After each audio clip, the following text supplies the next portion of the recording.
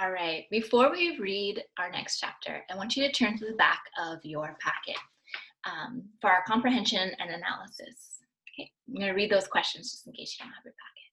The first question, we're just going to preview them just so that you're thinking about these questions.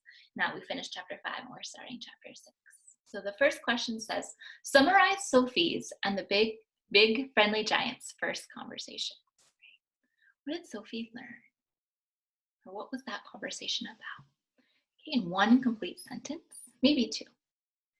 The second question says, why does the BFG claim that Sophie must live with him forever? I don't think we've heard that yet, so keep your ears open for that one. And number 3, what are some differences between the BFG and the other giants? Okay. So think about those questions as we read this next chapter. And also remember when you fill this out to write in complete sentences. If you didn't hear me, you can always rewind me and re-listen, okay? Chapter 6. Chapter 6 is called The Giants. Okay, everybody should be following along with your finger on your own packets. If you don't have your packets, you can just listen. Okay. But if you're so nice and friendly, Sophie said, then why did you snatch me from my bed and run away with me? Because you saw me, the big friendly giant answered. If anyone is ever seeing a giant, he or she must be taken away, hip switch. Why? Asked Sophie. Well, first of all, said the BFG, human beings is not really believing in giants, is they? Human beings is not thinking we exist. I do, Sophie said. Ah, but that is only because you have seen me, cried the BFG. I cannot possibly allow anyone, even little girls, to be seeing me and staying at home. The first thing you'd be doing, you'd be scuttling around yodeling the news that you are actually seeing a giant, and then a great giant hunt, a mighty giant look-see would be starting up all over the world with the human beings, all rummaging for the great giant you saw and getting wildly excited. People would be coming, rushing and bushing after me with goodness knows what, and they would be catching me and locking me in a cage to be stared at. They'd be putting me in the zoo or the bunkum house with all those squiggling hippo dumplings and crocodile dillies. Okay, we're gonna pause right there. Hearing a lot of different words as I read through these 2 chapters, it makes me think back to our quick write about trying to communicate with someone from a different language or someone that has different words than you're used to, right? How do you feel listening or reading to this story? Is it similar to what you wrote about? If you didn't have anything to write about, you can think about this giant and his different language, right? Here's another picture, sorry. Sophie knew that what the giant said was true. If any person reported actually having seen a giant haunting the streets of a town at night, there would most certainly be a terrific hullabaloo across the world. I will bet you, the BFG went on, that you would have been splashing the news all over the wonky world, wouldn't you? If I hadn't wiggled you away? I suppose I would, Sophie said. And that would never do, said the BFG. So what will happen to me now, Sophie asked. If you do go back, you'll be telling the world, said the BFG, most likely on the telly bunkum box and the radio squeaker. So you will just have to be staying here with me for the rest of your life. Oh no, cried Sophie. Oh yes, said the BFG, but I'm warning you not to ever go whiffling about out of this cave without I is with you, or you will be coming to an ucky-mucky end. I am showing you now who is going to eat you up if they is ever catching even one tiny little glimpse of you. The big friendly giant picked Sophie off the table and carried her to the cave entrance. He rolled the huge stone to one side and said, Peep out over there, little girl, and tell me, what did you see? Sophie, sitting on the BFG's hand, peeped out of the cave. The sun was up now and shining fiery hot over the great yellow wasteland with its blue rocks and dead trees.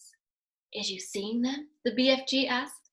Sophie, squinting through the glare of the sun, saw several tremendous tall figures moving among the rocks.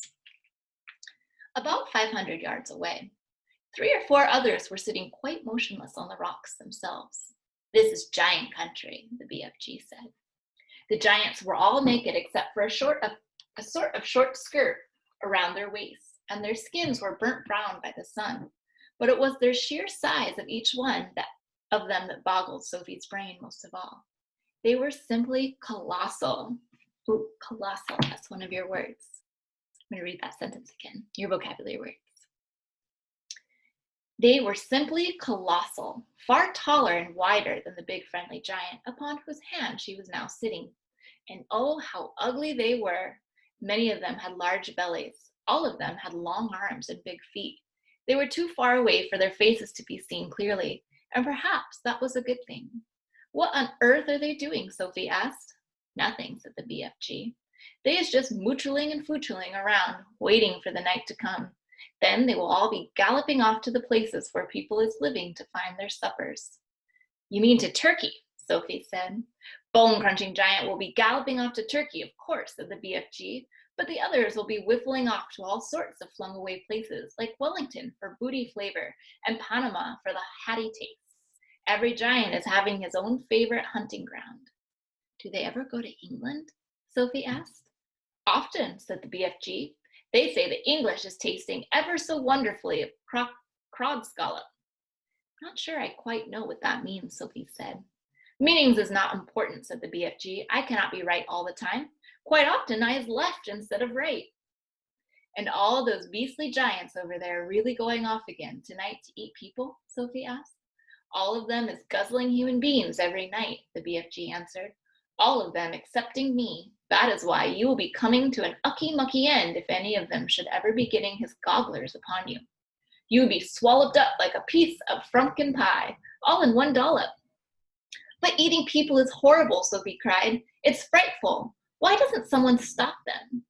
And who, please, is going to be stopping them? Asked the BFG. Couldn't you? Said Sophie. Never in a pig's whistle, cried the BFG. I don't know if you guys can see that.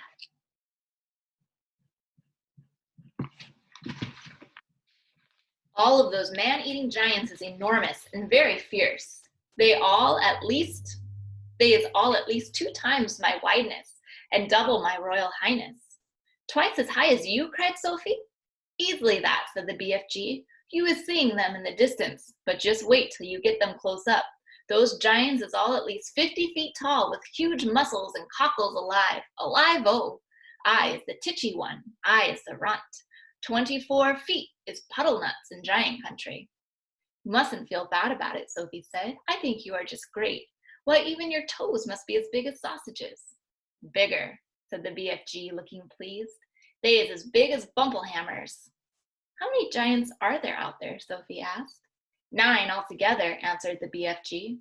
That means, said Sophie, that somewhere in the world, every single night, 9 wretched people get carried away and eaten alive?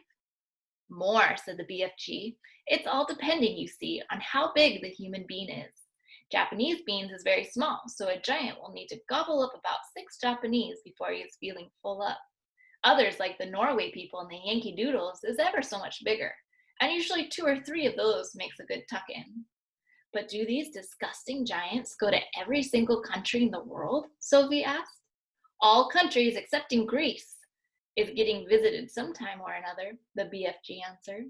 The country which a giant visits is depending on how he is feeling. If a giant is very warm weather, and if it is very warm weather and the giant is feeling as hot as a sizzle pan, he will probably go galloping far up the Frisbee North to get himself an Eskimo or 2 to cool him down. A nice fat Eskimo to a giant is like a lovely ice cream wally to you. I'll take your word for it, Sophie said. And then again, if it's a frosty night and the giant is fridging with cold, he will probably point his nose towards the sweltering hotlands to guzzle a few Hottentots to warm him up. How perfectly horrible, Sophie said. Nothing hots a cold giant up like a hot Hottentot, the BFG said. And if you were to put me down on the ground and I was to walk out among them now, Sophie said, would they really eat me up? Like a whiffswiddle, cried the BFG. And what is more, you was so small, they wouldn't even have to chew you. The first one to be seeing you would pick you up in his fingers, and down you'd go like a drop of drain water. Let's go back inside, Sophie said. I hate even watching them. That's the end of chapter 5 and 6. So at this time, you should be able to finish both pages, 5 and 6, in your packet. And if you have any questions, please reach out to your homeroom teacher or any of the 5th grade teachers. We're all really excited to hear from you, and we're happy to answer any questions you have at any time. So that's the end of our reading. Before I go, though, I want you to think in your head again. What is something that you've done during this week already that you're really proud of? Think for a minute. When you've got it, hit play. All right, you got it? So now what I want you to do is I want you to share that with your family members. And I'd also like you to reach out and share that to your teachers because we'd love to hear from you. So whether it's your Remind app, texting, phone call, email, however you contact your teacher, let them know what are you proud of and let them know how you've been doing because we miss you and we want to hear from you. Have a great evening and we'll see you soon. Bye.